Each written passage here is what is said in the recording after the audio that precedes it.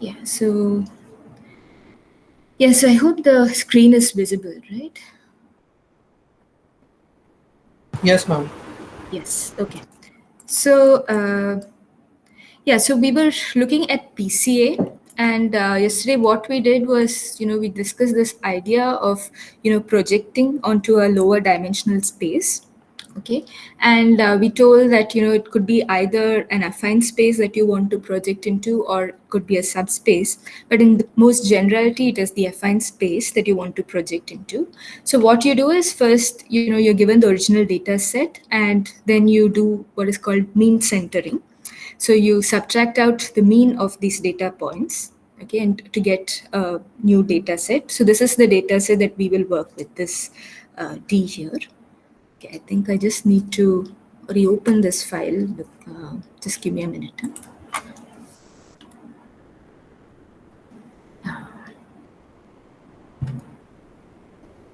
Okay.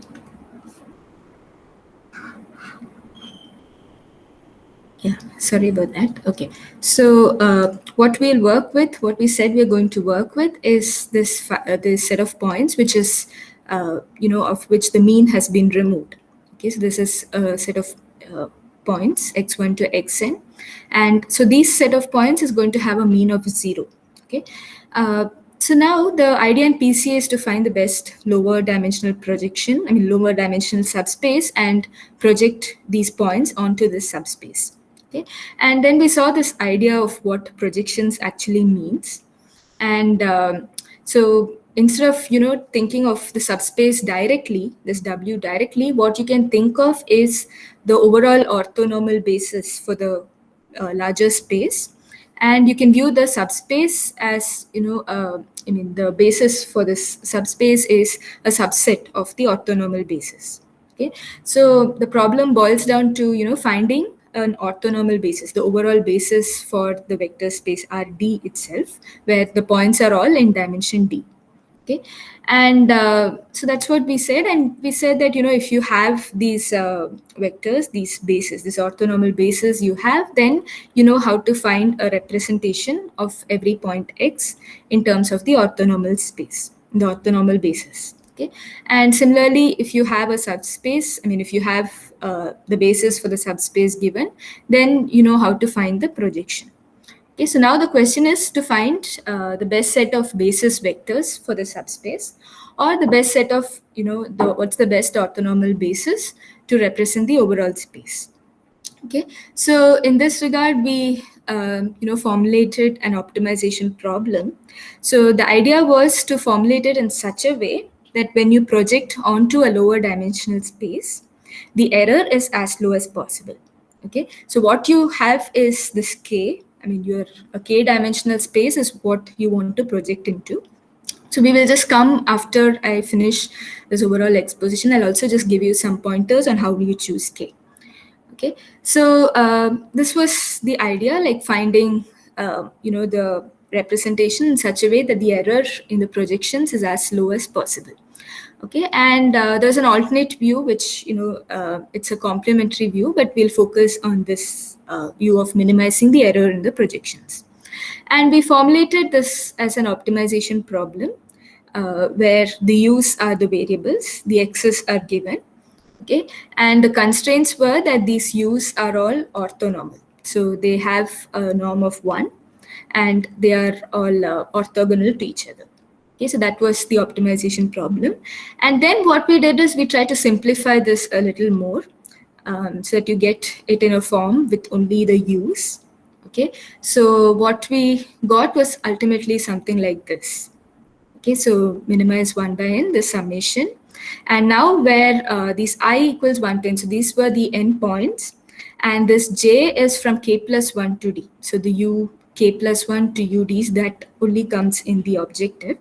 And the constraints, anyway, you have everything, all the other constraints as well, because you ultimately you want to find the entire d vectors. Okay, though in the objective it's only the k plus 1 to d which shows up. And we went one step ahead to simplify this, where we called this matrix, I mean this summation xi transpose, we call this a matrix S, and this is called the scatter matrix. Okay, so remember this, these x's are all mean centered. Okay, so xi in terms of the original point was given was xio minus the mean. Okay, so that was a scatter matrix, and we saw that it was positive semi-definite. And what happened was, when we did this shorthand, when we wrote it in this way, we got this kind of a problem. Okay, and we saw that this is a non-convex optimization problem. Though the objective function is convex, the constraints have, they're of quadratic nature and they're all equality constraints. Okay, so the set of all these vectors such that these equalities constraints appeared. So such a set is a non-convex set. Okay, so the optimization problem is a non-convex problem. Okay, and so we need to do some more analysis and to see, like, about the regular points and stuff. Okay, so so what we saw is, just to summarize here, like what we saw is, like, we then looked at a reduced problem in the sense, you ignored these constraints. So a modified problem was what we looked at. So in some sense, it's a relaxation, a modified problem, and it's actually a relaxation that we looked at, where all these constraints, these orthogonal constraints that you ignored, and you only retained these constraints. Ui transpose ui is one. Okay, and the objective was, you wanted to minimize the summation uj transpose suj. Okay, and one more thing I just wanted to mention here is that, okay, so now you looked at, the original optimization problem had all these u1 to ud vectors. Now in this problem, in the objective, you only have uk plus 1 to ud. Okay, and so what really matters, like, you could instead just look at this uk plus 1 to ud.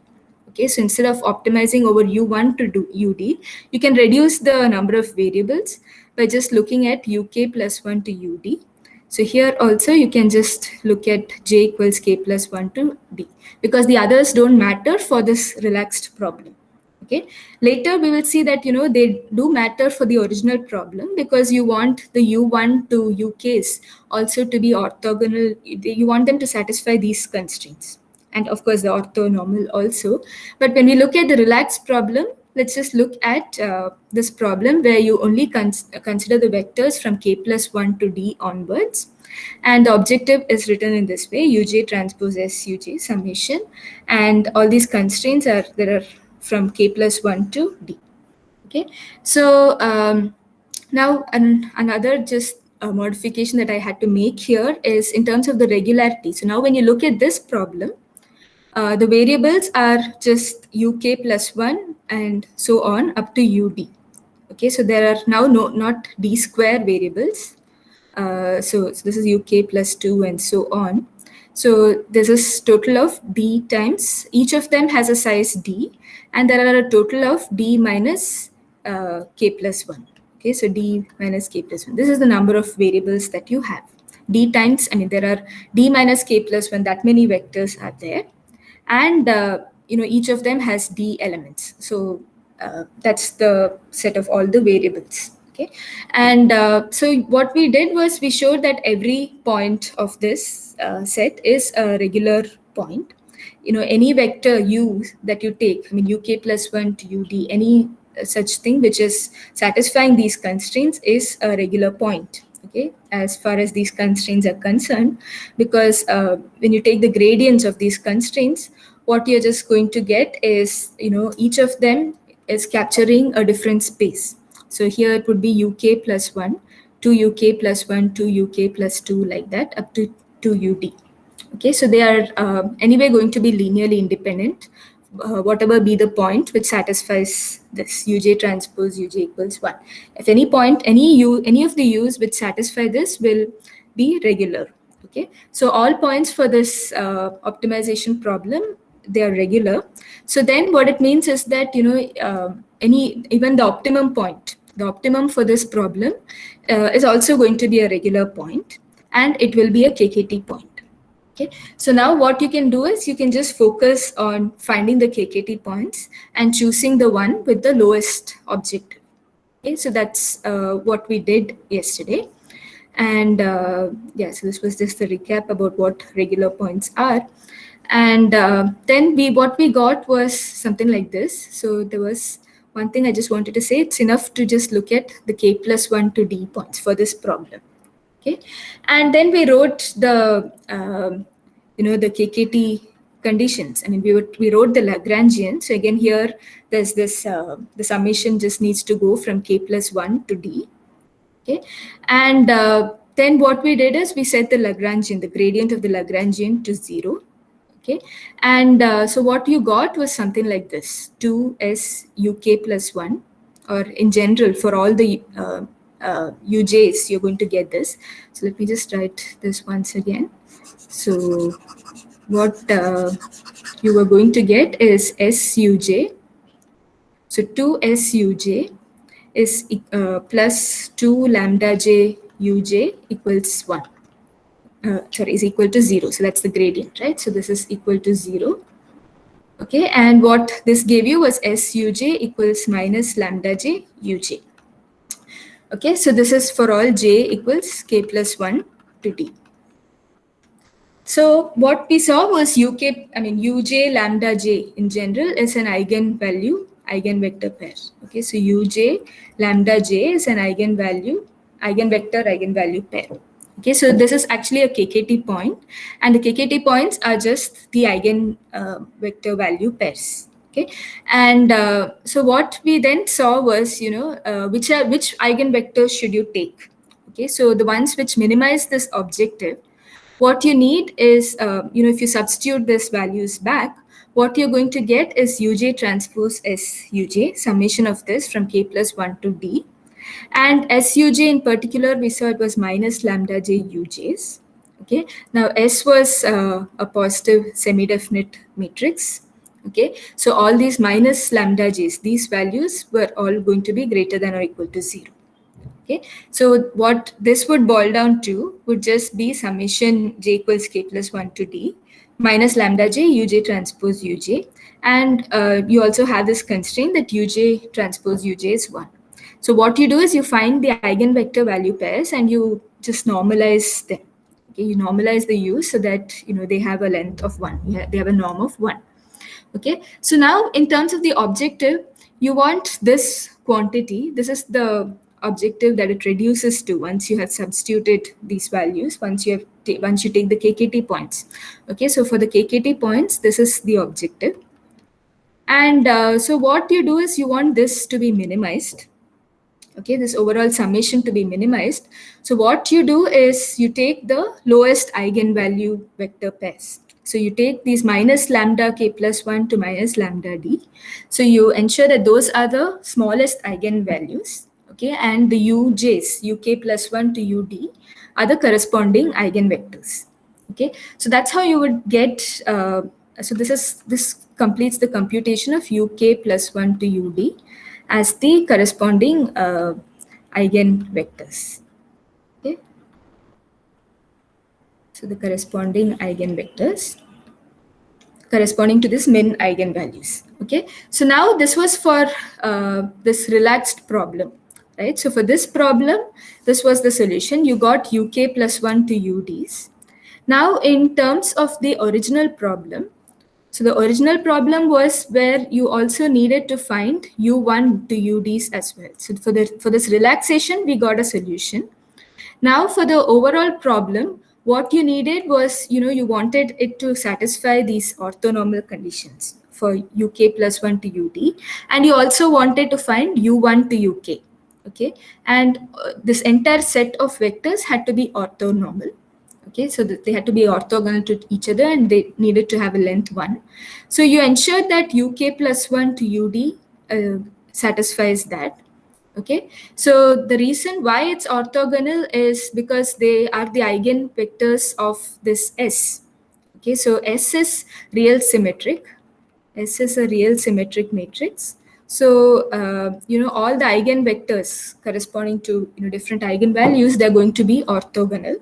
Okay, so then naturally these ui transpose uj equal to 0 for all ij in k plus 1 to d. So that's what we are focused on now. Okay, and that's anyway going to happen. It's implicitly there. It's you don't need to do anything specific to ensure this happens. Okay, so this gave you uk plus 1 to ud. Now in terms of your projection, right, so the x tildes that you had earlier, that was written in terms of u1 to uk. Okay, so let me just scroll up a bit. So this was how we wrote the projection. So the x tilde for each data point, the x tilde is summation alpha ij uj, where alpha ij is of course xi transpose uj.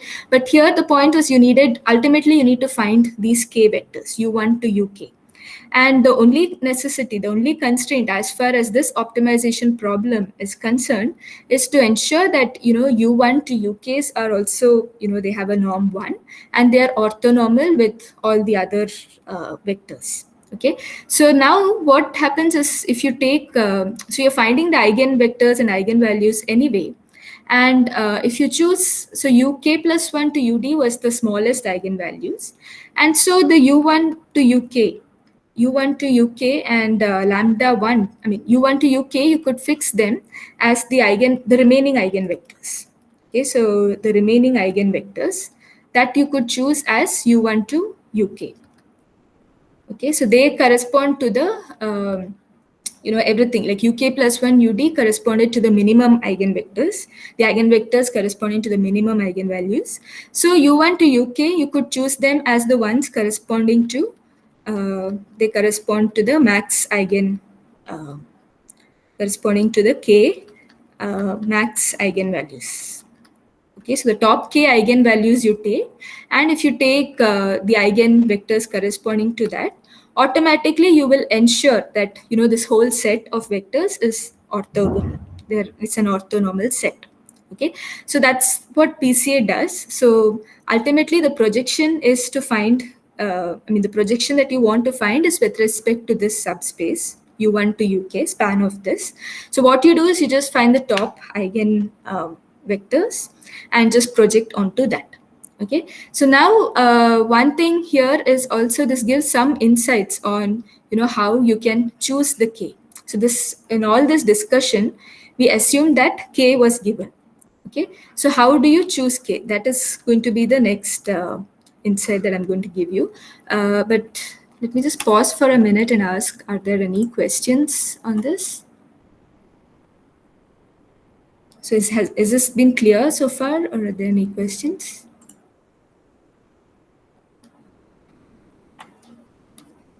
Am I audible? Yes, ma'am. Clear? Okay. Okay, cool. So now it's clear. Okay, good.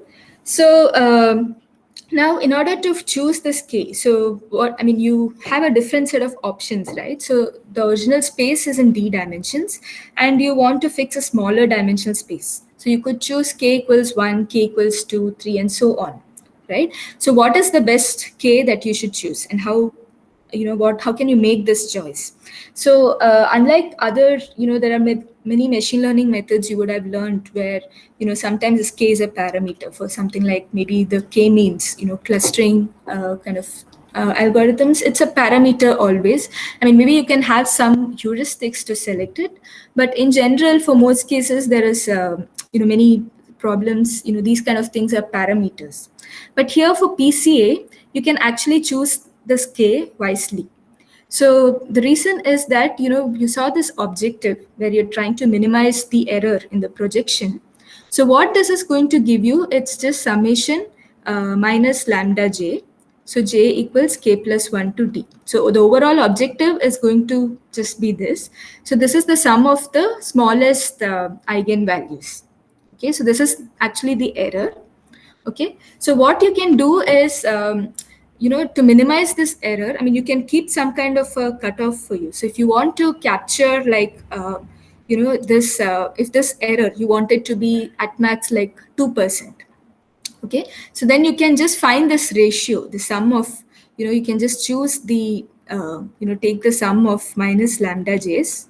So j equals k plus 1 to d, And if you divide it by the overall summation, so right, so j equals 1 to d. So the sum of all the eigenvectors, if you take, so this is minus lambda j, okay, the way that we have written. So if you do this, then what you're going to get is, you can keep some kind of a cutoff here. Like how much is this is going to be the fraction of, things that are not captured. It's the error that is not, that's kind of the loss that you get in your representation. And you can choose this k depending on how small you want this to be. So maybe, if the top two eigenvalues or the top two eigenvectors, they are capturing, suppose, the top two. So if you take the sum of lambda 1 and lambda 2, the top eigenvectors, that is capturing 98% of, the overall summation of this overall summation, then you could say that, okay, it's capturing most of the data. So let me just use the top two eigenvalues or the top two eigenvectors. Okay, so that is one way in which you could choose k. So I will just show you a demo of this on a real data set. So maybe that would give you some more insight. Okay, so I hope this has been clear so far. So what we will do is I have this data set called this IPO data. So what this data is it's about companies. Okay, so when they initially make this public offering, so IPO is initial public offering. So it's a data set with which you use it to analyze and to predict how the companies do well, okay, in the stock market. Okay, so at this point, when this data has been collected in this IPO data, there's actually not too much information about the companies, in the sense that it is collected at a very early stage, okay, when the company was just growing. Okay, so at this point, you don't know that, whether the company will actually do well or not.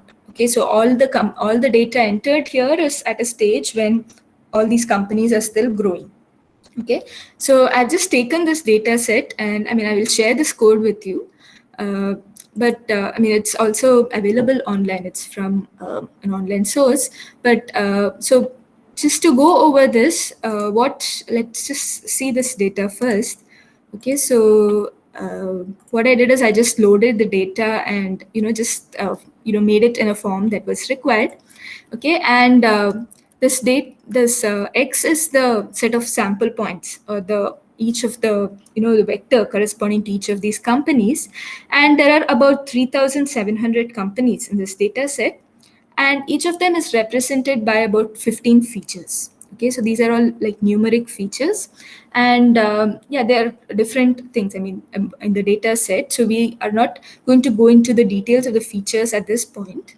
Okay, but it's just some initial data that was available about these companies. Okay, so let's just do a PCA step here. So first thing is to remove the mean. So compute the mean. So each of these rows is one data point. Okay, so you take the mean and you subtract it out. Okay, so that's what I'm going to do here. Okay, and so this is now the scatter matrix. So remember, the scatter matrix was this matrix, right? Summation xi transpose by n. So where these were all mean centered. So xi was the original minus this x bar. Okay, and so what I'm just going to do is take this scatter matrix. Okay, and if I just see the shape of S, it's 15 cross 15. Okay, so it's x transpose x is just 15 cross 15. And now is the step where I'm going to compute this eigenvalues and the eigenvectors. I'm just using this linearalg.eig function. Okay, so here you've computed the eigenvalues and eigenvectors. So let's just look at the eigenvalues. So they're all like huge numbers. Okay, so to the power 10 power 20 and so on. Okay, but now if I just let's just plot the eigenvalues. Okay, so if we do that, what you're going to see, so I don't know if the screen is big enough. Are you able to see the plot? Yes, ma'am, it's visible. It's visible? Okay. So here what we've plotted is the eigenvalues, exactly the lambda 1, lambda 2, and so on up to lambda 15. It's in 15 dimensions, so there are 15 eigenvalues. So if you see the plot, you can see that there's a very large eigenvalue. And then the next one is a little much smaller. And then, it's kind of negligible. Okay, so the top two eigenvalues here from this data set, if you see, I mean, the particular values that we got here, the top two are much larger than the rest of them. Okay, so the rest of them, I mean, of course, it's significant, but compared to the top two, they are like really small. So in some sense, these eigenvectors are not giving you too much. The last 13 eigen values or the last 13 eigenvectors are not going to give you too much information. Okay, so the first two eigenvectors are the ones which will matter the most. Okay, so if you take this ratio, so if you look at eigenvalues of 0 to 2, okay, so if you take the sum of this divided by, let's say, sum of all the eigenvalues. So how much does the first two eigenvalues, how much does it capture? Okay, so that's actually going to be almost 1. Okay, it's very it's, so these are like really the dominating eigenvalues. So what we will do is we will just set k equals 2. Okay, so just use the top two eigenvectors. And so the original data has 15 it's 15 features. The reduced representation is going to have just 2 features. Okay, and then you have, I mean, what I'm doing here is I'm just going to find the projections. Okay, so this is just like the alphas, right? So that is just the z's here. So for each point, I'm just going to compute this x transpose ui. Okay, so that's what these projections are. Okay, so now this z's is going to give you the representation of the data. And usually these kind of procedures, PCA, you use it to get a smaller dimensional representation, and after this you do some other task typically. So here what I'm going to do now is I'm just going to do a clustering. So on this reduced space, in this space of z, which showed the contribution in terms of these eigenvectors for each of these samples, what I'm going to do is a k-means clustering. Okay, so I'm just invoking the standard toolbox k-means, and I'm just fitting this. Okay, so I'm just fitting I'm just saying that I want 3 clusters. Okay, so this is just a number that I'm trying here. Okay, so let's just see what it gives you. So what I'm going to do is I'm just going to print out what companies come into each of this cluster. Okay, so what did I do? I didn't run this. Okay, so let me just, I think I ran it till here. Okay. Okay, so let's do this. Okay, fine. And yeah. Okay, so now if you see here, so what I did is I got this representation in terms of the z's, and then I did a clustering. Okay, so when I did the clustering with these reduced points, what I got was, I mean, there were 3 clusters. So I'm just showing you 2 of the significant ones. There's the cluster 0. It has a set of all, I mean, many other companies. Okay, but cluster 1 and 2 are the significant ones. So you can see that this cluster 1, so what I'm showing you here is the name of the companies. Okay, so this is consisting of Amazon, and this is Alibaba, Facebook, and Google. So Google, there were like 2 branches that it had, so that's why it comes twice. Okay, so yeah, so you see that this cluster is having like all the top companies, right? These are the top companies that we see today, right? And the fact that you were able to show that it was able to group these companies even without knowing much of information. So this was at a point when in this IPO data there is really not much information. It's just when the company was in the growing stages, so some details at that point of time. And in that point of time itself, you're able to predict that these are companies which do similarly. Okay, and cluster 2 has some other companies as well. Okay, but what I found interesting was that with this kind of a representation, you're able to get some sense of some things which we know today are like, the best companies in some sense. And you're able to, predict this information from the data. Okay, and PCA was helping you to get this representation. Okay, and yeah, so this is something I thought was an interesting use case of PCA. Okay, so this is something that you can also try. I mean, of course, you can try playing around with the number of clusters. So maybe you will get some more, some more granularity. You may be able to distinguish some of the other companies as well. Okay, and, maybe different levels of the companies you'll be able to distinguish. Okay, so this is a demo I just wanted to show you. Are there any questions at this point?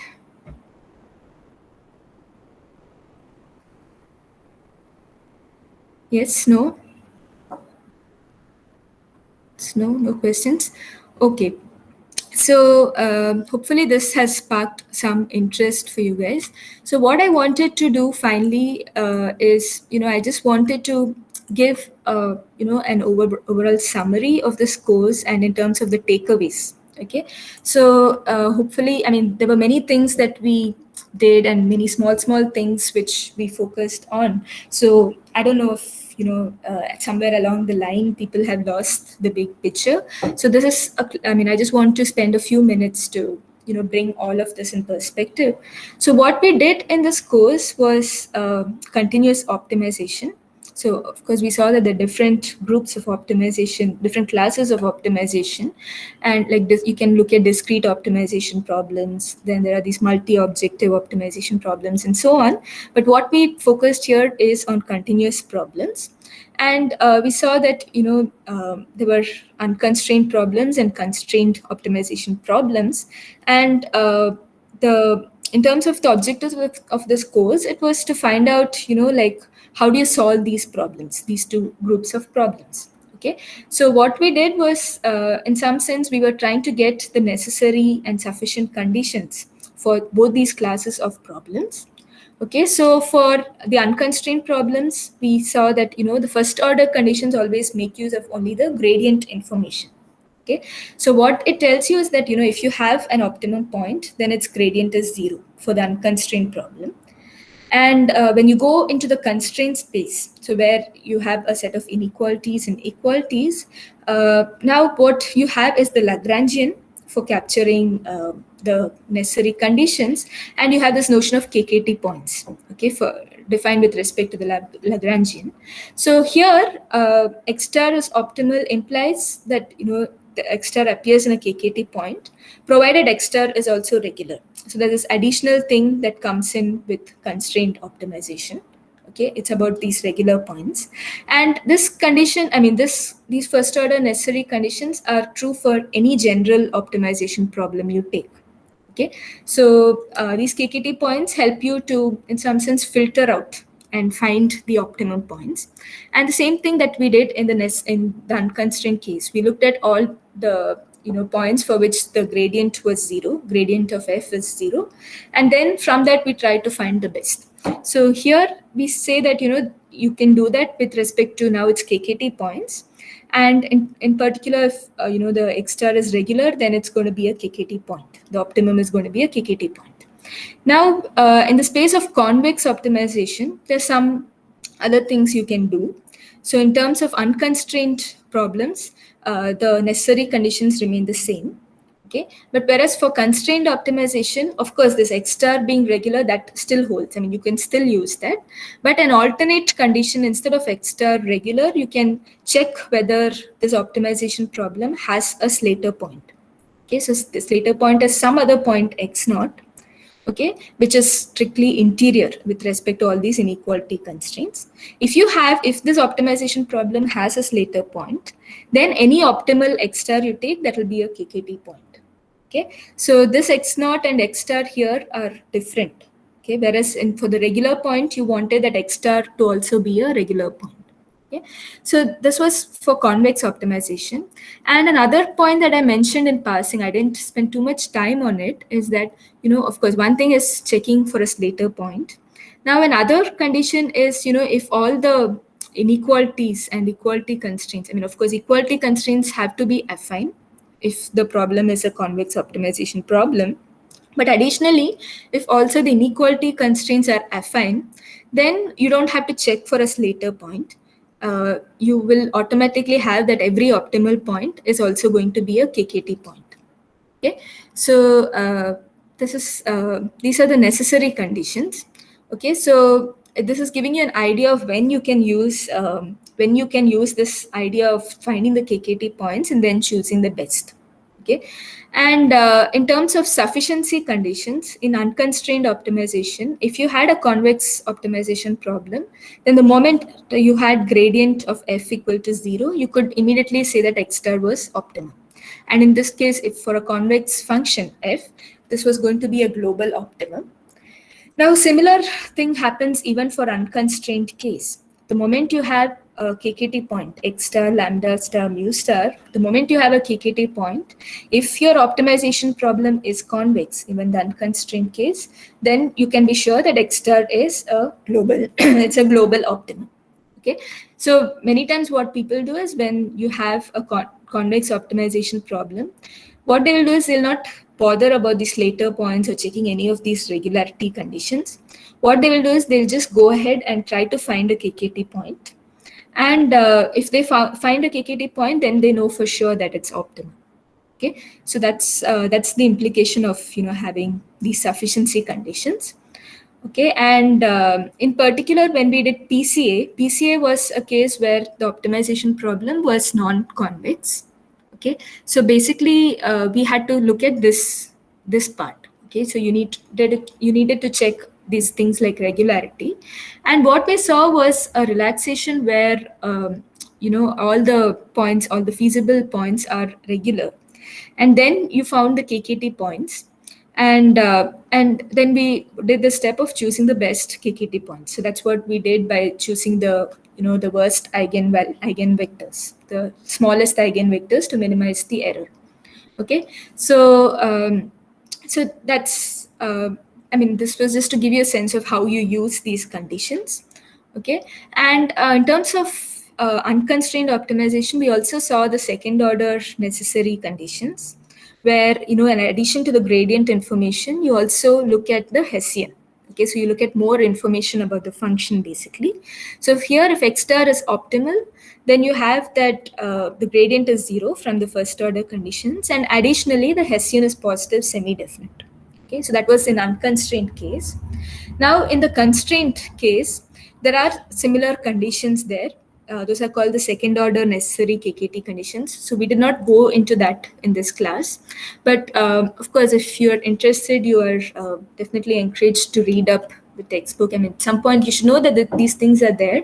So that is also something you can do to further, filter out between the KKT points. Okay. And then finally, we have the second order sufficiency conditions, where in unconstrained optimization, it was just that the second derivative, if you had that it is greater than 0, or the Hessian was positive definite. Okay, so if you had this was positive definite and the gradient is 0, then you are sure that x star is optimal. Okay, so similar things happen even with, there are these second order sufficient KKT conditions. We didn't go into that. Okay, so these are some of the things which depending on, like, at some point you might if you use these optimization theory, and if you're trying to solve some problem, these are things which would probably help you there. Okay, so this is just something that to keep in mind. Okay, and in this course, so what we did mostly was, in the first part, we looked at unconstrained problems. And then in order to develop this theory of KKT points and all that, we needed some notions of convexity. Okay, right? The way we did this analysis and how we developed the KKT points, we used things like the Farka's lemma. Okay, so in order to, so you can think of Farka's lemma, separating hyperplane theorem. All these things were like the foundations or the prerequisites to come to this stage to start thinking of constraint optimization, and that's what we did. Okay, and we also looked at linear programs, which were a special class of constraint optimization problems. Okay, in which there was some more structure, where the f, g, and h, these were all linear, and there was the simplex algorithm that we had. I mean, that algorithm totally made use of the structure of the function, and the constraints. And so one thing is, we also looked at some of the algorithms for unconstrained optimization, things like gradient descent, Newton's method, and so on. And going to the constrained optimization case also, the ultimate idea is to find these KKT points. Okay. Now, finding KKT points, it's not always very easy. So, what we just looked at some of the techniques you could use in terms of finding the active constraints and looking at all kinds of cases there and then choosing the optimum. Okay, but in practical solvers, there are different techniques to go and find KKT points, and there are these iterative techniques. It starts from some point and then slowly head towards a KKT point. Okay, so that is something we didn't go into the algorithms for general constrained optimization. So there are many things. There's some things called active set methods. So that's kind of close to what we did in class. But there are other things like interior point methods. There are these ellipsoid methods and so on. Okay, so we didn't do a lot of algorithms. We didn't actually do any of the general algorithms for constrained optimization. And we also looked at this concept of duality. And also, many of these constrained optimization algorithms also look at the dual space. I mean, they try to connect the primal and dual values in some sense. And the iterative steps make use of this connection between the primal and dual there as well. Okay, so this has been the overall objective of this course, to kind of introduce you to some of these concepts. So I hope you found this course useful. Uh, from my side, it's been fun teaching you all, and there were a lot of things that got clearer for me as I explained things to you all. And yeah, so I hope you find it enjoyable, and I hope it's been useful to you all. So thanks to all of you for being like really good students and following up. Okay, so yeah, so this is going to be the last class, and we will meet during the exams. So I guess you got a mail now. So the schedule, as per the current schedule, it's on May 12th in the afternoon. Okay, so yeah, so we will meet then. And if there are any questions in the meantime, yeah, feel free to drop me an email. Okay, so thanks everyone for being here.